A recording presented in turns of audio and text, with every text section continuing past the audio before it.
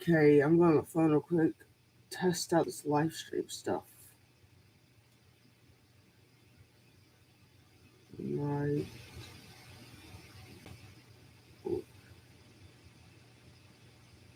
live. Hey, the audio's working. Live. Hey, the audio's working. That's weird.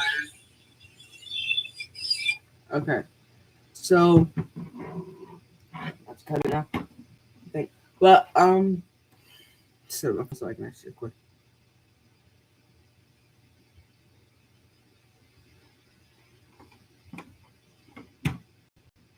But hello, everybody. Welcome back to my video. Today is day 60 of the plan. So today I'll be reading First Samuel chapters 1 through 4. And so yeah, all works out pretty well. And so yes, day 60. So the audio has been messed up for the past few days on just trying to straight up turn all these sounds off of this in case there's like music playing on Minecraft. But the audio's been messed up for the past few days on the live streams themselves, so I was just trying to figure out anything I could do. And I looked at it today and I saw that there was an option for the mic that was on, like which mic was actually picking up audio. And so I changed that and now it's all working. So that's and so yeah, I think this audio is gonna be picked up pretty good. And either way, so it starts out chapter 1, Hannah's vow. And from Ramathaim, Sophim, in the hill country of Ephraim. His name was Elkanah, son of Jeroham, son of Elihu, son of Toha, son of Su, son of Ephraimite. He had two wives, the first named Hannah, the second named Peninnah. Peninnah had no children, but Peninnah had children, but Hannah was childless. This man would go up from his town every year to worship and sacrifice to the Lord of armies at Shiloh, where Eli's two sons, Hophni and Phinehas, were the Lord's priests. Whenever Elkanah offered a sacrifice, he always gave portions of the meat to his wife Peninnah and gave each of her sons and daughters. But he gave double portion to Hannah, for he loved her even though the Lord had kept her from conceiving. Her rival would taunt her severely just to provoke her, because the Lord had kept Hannah from conceiving. Year after year, when she went up to the Lord's house, her rival taunted her in this way. Hannah would weep and would not eat. Hannah, why are you crying? Her husband Elkanah would ask. Why will you eat? Why are you troubled? Am I not better to you than 10 sons? On occasion, Hannah got up after they ate and drank at Shelah. The priest of Eli was sitting on a chair at the doorpost of the Lord's temple. Deeply hurt, Hannah prayed to the Lord and wept with many tears, making a vow. She pleaded, Lord of armies, if you will take notice of your servant's affliction, remember not forget me. You give your servant a son. I'll give him to the Lord all the days of his life, and his hair will never be cut. While she continued praying in the Lord's presence, Eli watched her mouth. Hannah was praying silently, and though her lips were moving, her voice could not be heard. Eli thought she was drunk, and said to her, How long are you going to be drunk? Get rid of your wine. No, my lord, Hannah replied. I am a woman with a broken heart. I haven't had any wine or beer. I've been pouring out my heart before the Lord. Don't think of me as a wicked woman. I have been praying from the depth of my anguish and resentment. Eli responded, Go in peace, and may the God of Israel grant the request you made of him. May your servant find favor with you. She replied. Then Hannah went on her way. She ate and no longer took the despondent. Samuel's birth and dedication. The next morning, Elkanah and Hannah were up early to worship before the Lord. Afterward, they returned home to Ramah. Then Elkanah was intimate with his wife Hannah, and the Lord remembered her. After some time, Hannah conceived and gave birth to a son. She named him Samuel because she said, I requested him from the Lord. When Elkanah and all his household went up to make the annual sacrifice and his vow offered to the Lord, Hannah did not go and explain to her husband. After the child It is waiting. I will take them to appear in the Lord's presence and to stay there permanently. Her husband Elkanah replied, "Do what you think is best, and stay here until you leave. May the Lord confirm your word." So Hannah stayed there and nursed her son until she weaned him. Then, when she had weaned him, she took him to her son Shelah, as well as a 3-year-old bull, half a bushel of flour, and a clay jar of wine. Though the boy was still young, she took him to the Lord's house at Shelah. Then she slaughtered the bull and brought the boy of Eli. "Please, my lord," she said, "as surely as you live, my lord, I am the woman who stood here beside you praying to the Lord. I prayed for this boy since the Lord gave me what I asked for him. Now give the boy the Lord, for as long as he lives, he's given to the Lord." Then he worshipped the Lord there.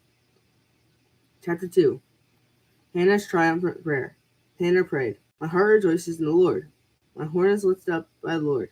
My mouth boasts over my enemies, because I rejoice in your salvation.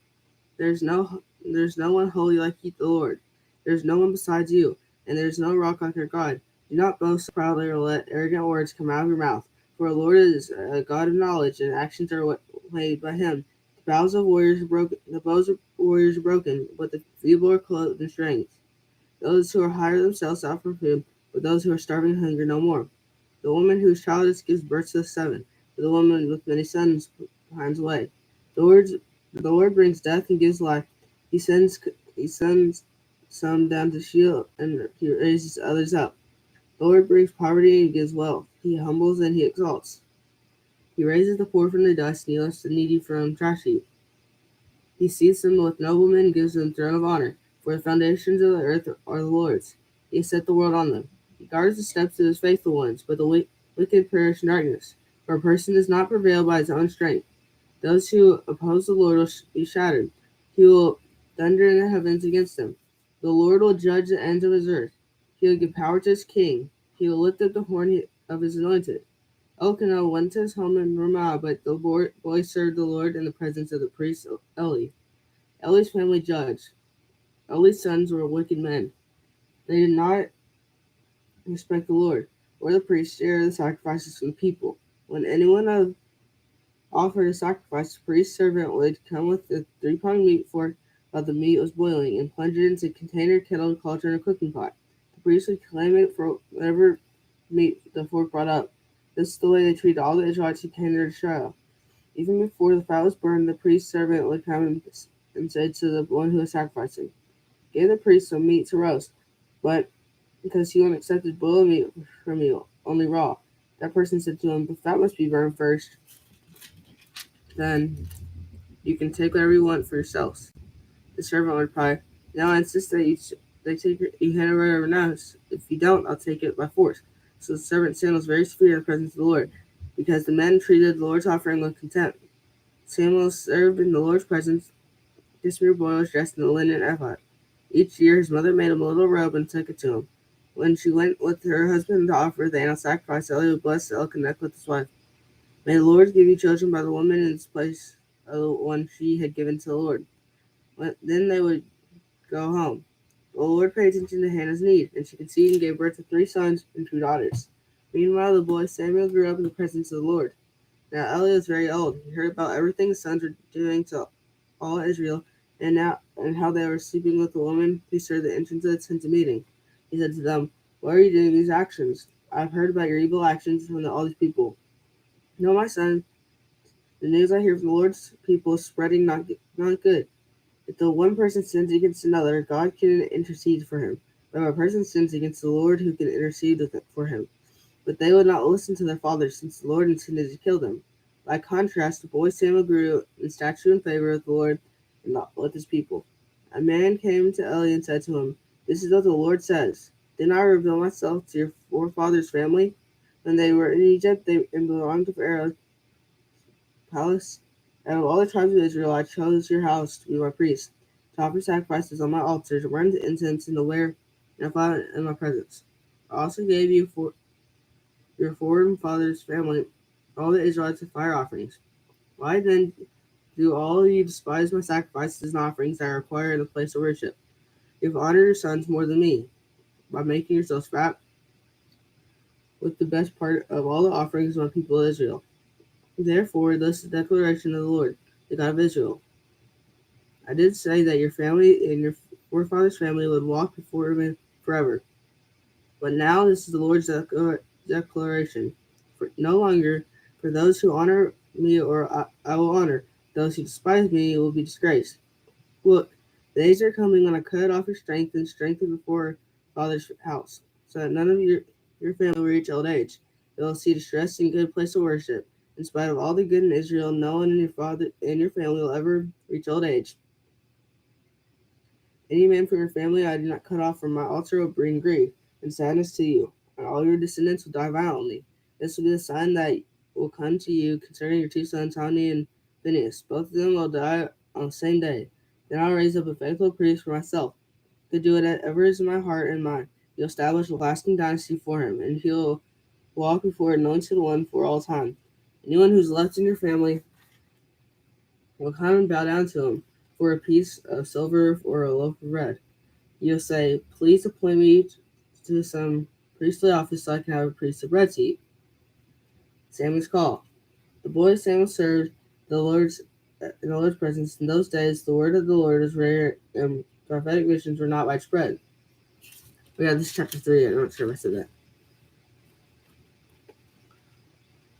One day, Eli, whose eyesight was failing, was lying in his unusual place before the lamp of God got gone out. Samuel was lying down in the temple of the Lord, where the ark of God was located. Then the Lord called Samuel, and he answered, "Here I am." He ran to Eli and said, "Here I am. Did you call me?" "I didn't call." Eli said, "Go back and lie down." So he went and lay down.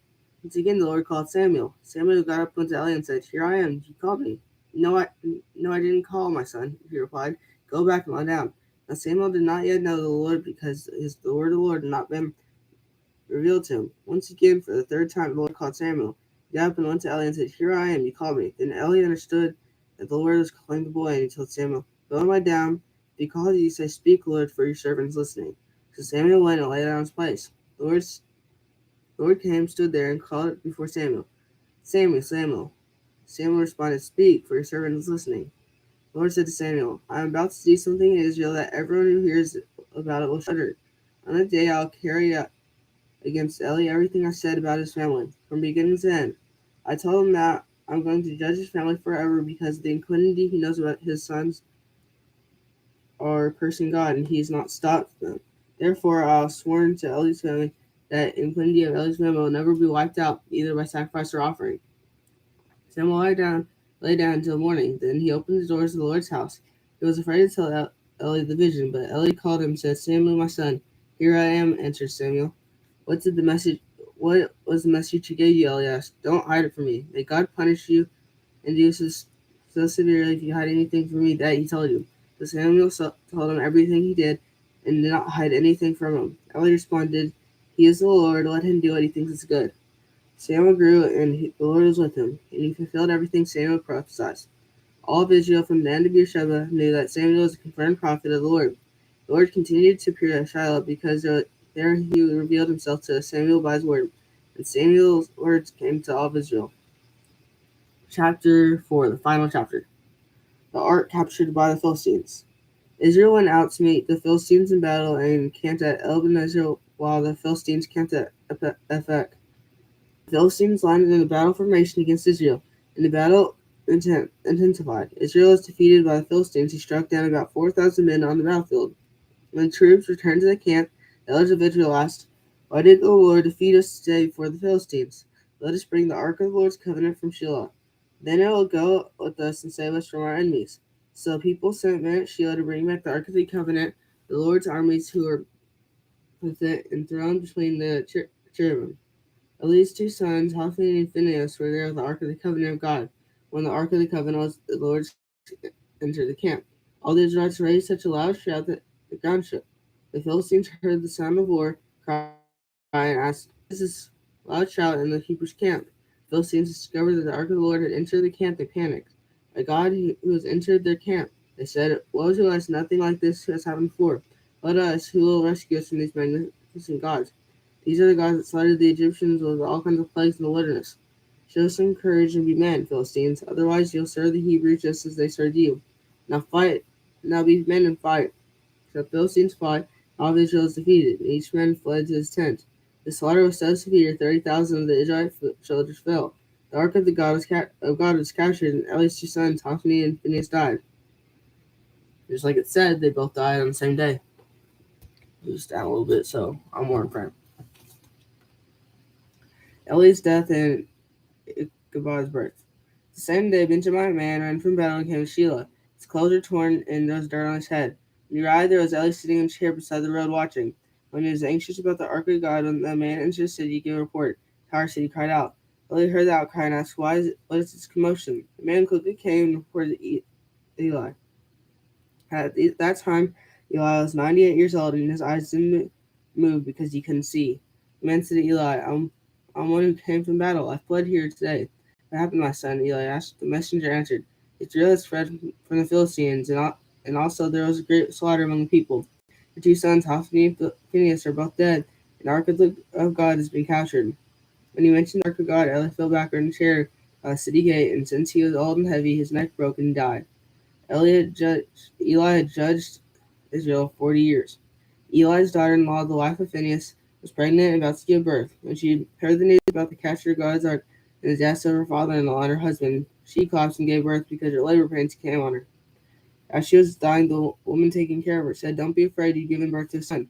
But she did not respond or pay attention. She named the boy Ichabod, saying, The glory is departed from Israel, referring to the capture of the ark of the God and the deaths of her father-in-law and her husband. The glory has departed from Israel, she said, because the ark of God has been captured.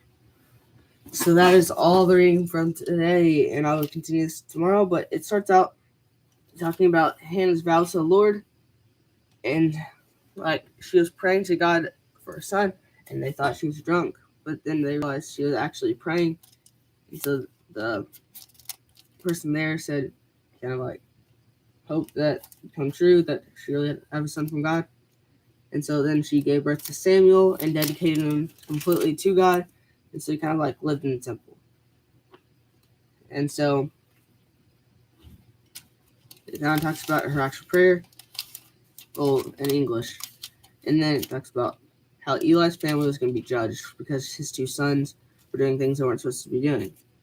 I find it very interesting when it goes into like where it's talking about Samuel being called by God, because he thought it was Eli calling for him multiple times. And by the third time, Eli realized it was God, so he told him, say, here I am, like my servant, here I am, your servant is listening. And so then God told him what was going to happen to Eli and his sons and all that. And so Eli was kind of like shocked, I guess. He heard that. And then it talks about how the ark was captured. And so, like, and when Eli he died, and it talks about Ichabod's death, and then it ends. So that is all for today. I hope you've had a good day so far. You get a recognition. Use my mouse. We had a good day so far. Have a great rest of your day. Remember, God loves you, and goodbye. Wait, I missed the end stream button. Okay, and goodbye.